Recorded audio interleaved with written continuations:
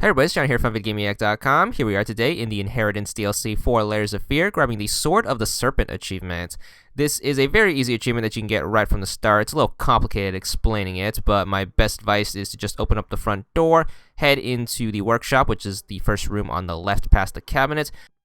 Go over to the drawers on the left. You'll notice this canvas right here. Just stand here and you should get warped into the dreamland. You need to make a choice. The choice you want to make is to grab this crayon over the brush and then interact with the canvas right here. This should teleport you to this part of the dream world. From here, you want to go directly behind the easel. You'll notice this path right here that you can follow with all these lampposts. Just stick to the path. You can turn the lampposts on by hitting up that lever. I didn't do that, but I highly recommend doing that, or else you'll get lost like I did, kind of. But just keep following the path. It should be more apparent once you get to around here, but my best advice is don't get lost.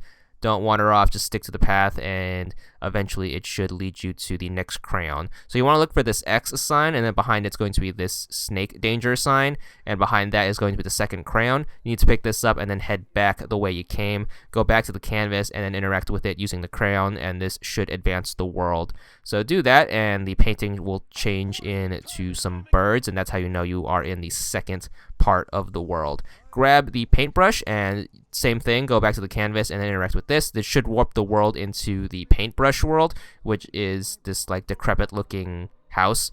Once you're here, you want to turn around to the left and then head straight. Once you see these shelves, you want to go behind it and into the back corner of the room. You can grab the paint right here, which is the equivalent of the Dream World's crayons. Use this on the canvas. Watch out for the jump scare.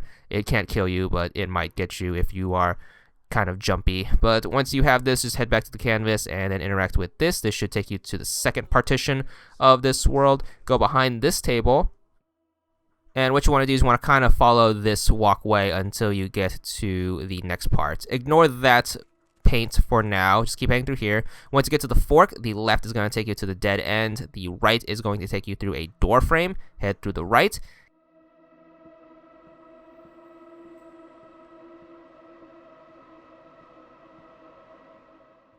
Continue down the hallway until you see this painting right here. Make sure you turn around. The wall is going to start closing in on us Indiana Jones style. But if you turn around more, you'll notice this ball right here. What you want to do is you want to push this thing up this hill of toys until you get to the top. Once you get to the top, just put it in the hole. Then you can cross the gap and then grab the next set of paint tubes.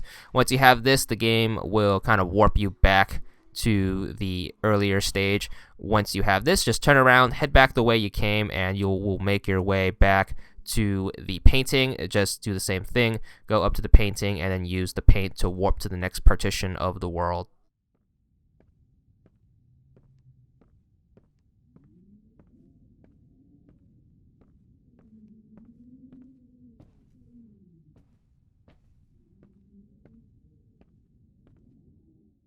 Alright, once you warp the world, you can grab this drawing right here, and then you can also grab the crayon, and you need this to get back into the crown part of the dream world. So interact with the painting again. This will take you back.